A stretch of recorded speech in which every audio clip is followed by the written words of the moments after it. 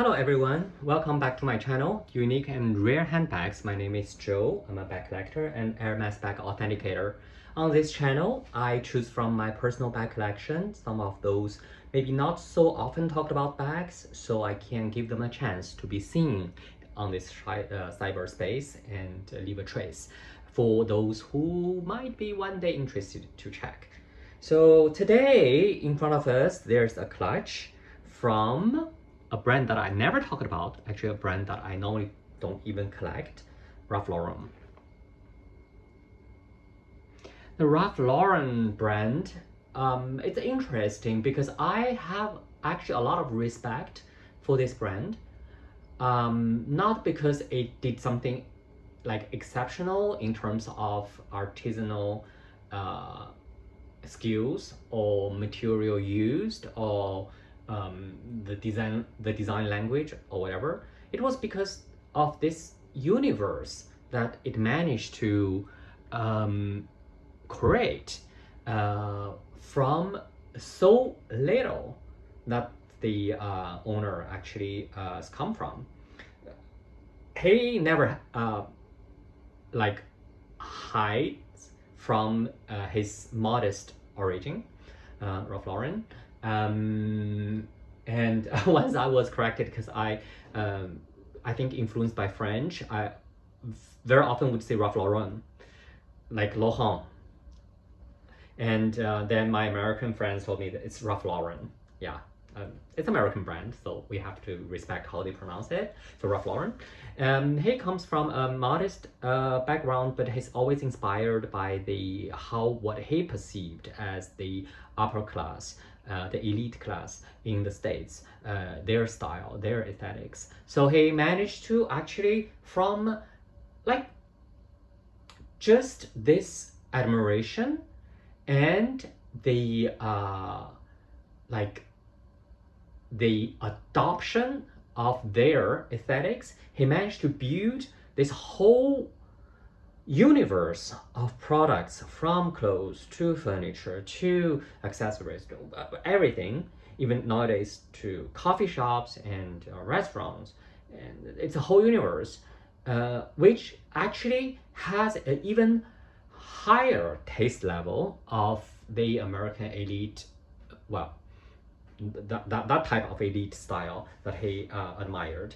I think this is something very is inspirational. So we don't need to be born in a certain class to become one of them. I think that's the very American inspirational story, and I do respect the brand and the designer for that. And I do think he's a very good designer. He has exquisite taste and exceptional pattern making skills. I could tell that from his early work, from his main line. Of course, what happened after was fortunate and unfortunate at the same time. All these diffusion lines, the Ralph Lauren, different labels, and then the polo. Well, I don't want to get into that too much. So, but it does feel, well, when I say it was unfortunate, because it does dilute the value of the brand, of course, the perception of its exclusivity. But at the same time, it makes it very inclusive.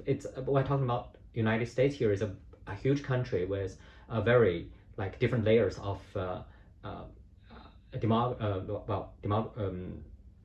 demography, and so it's commercially making a lot of sense to have different lines for different age group, for different revenue group, and he did it very well by keeping, I have to emphasize, by keeping a very coherent design language and aesthetics.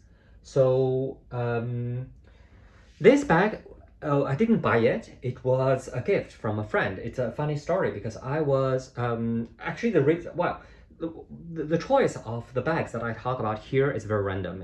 They're all my bags, but I have so many bags, so I might not be using a bag for years. I might forget that I had it, but I do know that I don't have Ralph Lauren. For sometimes I was very tempted of buying a jacket in crocodile, because I was like, if I'm buying a Ralph Lauren, then I will buy at least a crocodile.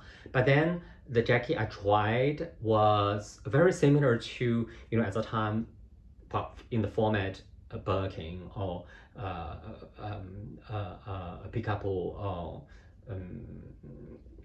even the roll bag. So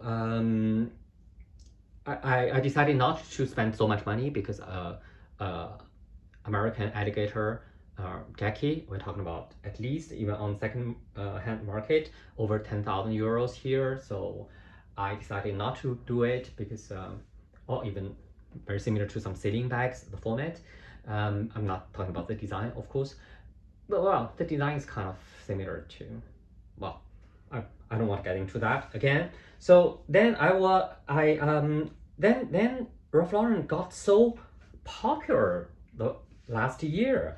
The growth of the Ralph Lauren group last year was phenomenal in this very difficult time, especially in Asian market where it was not really traditionally a forte for Ralph Lauren, because it's very successful in the States. It's already much less successful in Europe, and in Asia, it was not perceived as a very high-end brand. But these trends of getting back to the essentials, the quiet luxury, whatever you want to call it, kind of made Ralph Lauren more relevant. And I do think the price point is a very big factor here, and also the quality. Ralph Lauren stuff, I think I do have a sweater or something from them. The quality does feel very solid. I'm not saying it's very dedicated. It's not very avant-gardist in terms of style. The material used was not like super top end, but it's solid. It's robust. So I think nowadays maybe that's what people are looking for.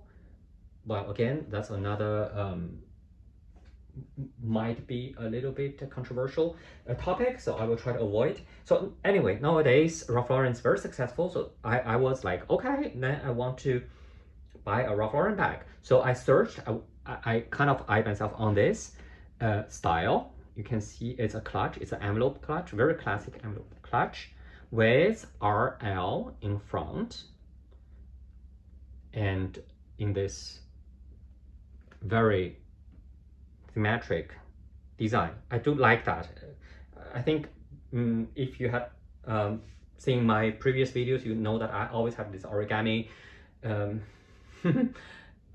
preference in the bag. I like things which are folded nicely and whatever. So this is a clutch that I wanted to buy, and I found one in Hong Kong in chocolate color lizard bag. It was about like 20,000 Hong Kong dollars, so about like 2,000 something US dollars and more, 2,400 maybe. And then I was about to buy it. Then my friend with me at that time, he's like, don't buy it. I have a very similar, like exactly the same style, but not in lizard. It's actually in vegan, vegan. It's actually fabric, but made in like Python imprint, Python style. Is that exactly the same style? And he wanted to give it to me because actually he kind of broke it, and he knows that I do repair bags for fun. Well, when you buy a lot of old bags, especially from auctions, for a maison like Hermes, you can send them back. For a maison like Louis Vuitton, already not always works. And for the other brands, sometimes once it's broken, it's lost, right? So I learned some tricks of repairing them myself. So he knows that I do that, and he's like, okay, I can give it to you, and so you don't need to buy it. I was like, okay, I can repair it for you, and you can have it back if you want. And he's like, no, it's fine. It's nothing really so expensive. Well, anyway, so I ended up of having this bag for free, and I think it looks great. It's a fabric. It's like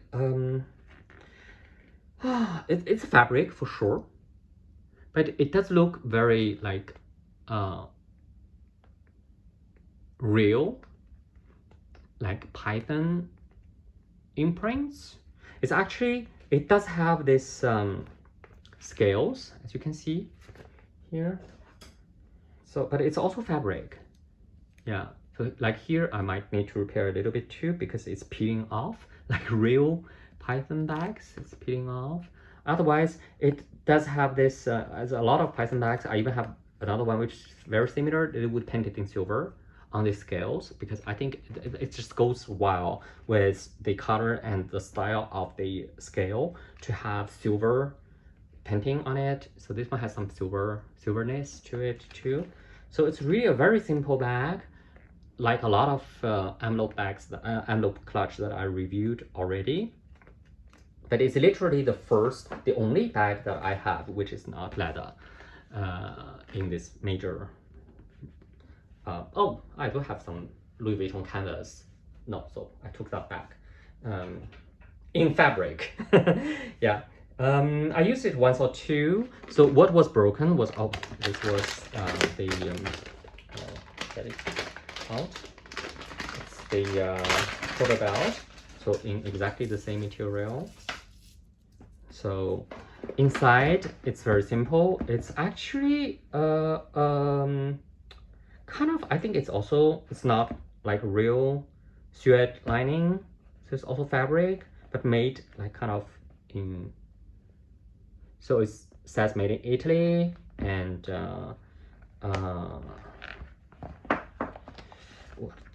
it does come with the standard Ralph Lauren card. So I don't know how much he paid. He refused to tell me, but I wouldn't think it's like too cheap either if it's made in Italy and everything. So it was broken here when he gave it to me. So this part doesn't hold the closure anymore. So it's like a standard closure, like a magnetic closure here. So I repaired it, and so you can actually use it like pretty standard usage. So there's this hole, you just put this inside, and actually I won't do it because I don't use it. Then it just press it up, and then it becomes I think it's interesting to have a bag which is not like leather but looks like leather. Oh, I think I kind of not doing it right. So it should be like this. So the drop is like 40-ish, and it's like 25, 26 centimeters, I would say. 24. So yeah, it's a very good format for putting your iPad mini. So it can hold an iPad mini, my Kindle, my phone, essentials. So I'm happy with it. So I'm very grateful to my friends, and also want to let you know that Ralph Lauren has this style, and it even offers the option of non-leather or vegan option. Like what I said, Ralph Lauren has always been very inclusive of all types of customers and all markets. I can imagine in a country, I don't know, where people really care about this environmental thing, maybe it's a good thing to have this option, right? So yeah, thank you very much for staying with me. This is a very not very standard, like normal session for my channel, but I do want to just put it out there because I didn't see anything like a video about this bag yet. Yeah, thank you very much for watching. See you next time.